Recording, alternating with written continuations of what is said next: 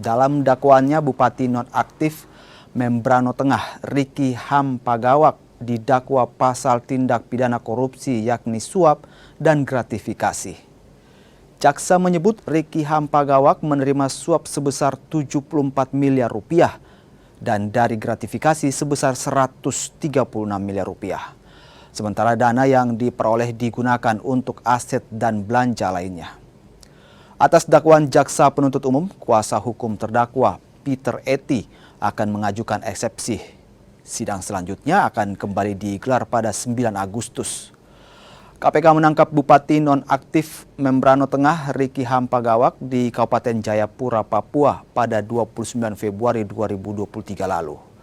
Riki ditangkap sebagai tersangka kasus suap dan gratifikasi sejumlah pengerjaan proyek di Membrano Tengah selama 2013 hingga 2019. Sebelum ditangkap, Riki sempat kabur ke Papua Nugini dan sempat buron selama 7 bulan. Dengan 3 pasal, yaitu pasal penyuapan, pasal penerimaan gratifikasi, dan TPPU. Jadi dari uraian pasal-pasal dakwaan itu ada 3 sumber pendapatan dia.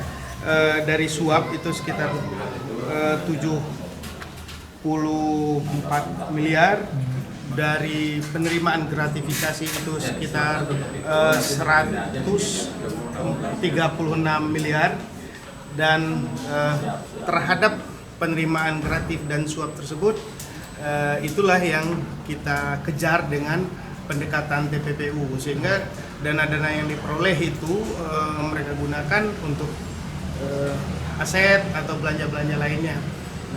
Baru cuman jumlah nilai yang diperdapat dengan aset memang belum berimbang.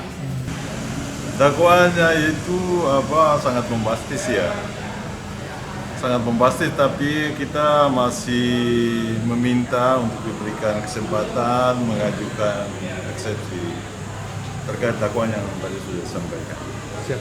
Yang titik yang dianggap bombastis seperti apa? Banyak. Apa eksepsi yang akan diajukan? Iya banyak, nanti kita akan diskusi dengan terdakwa dan minggu depan insya Allah kita ajukan eksepsi.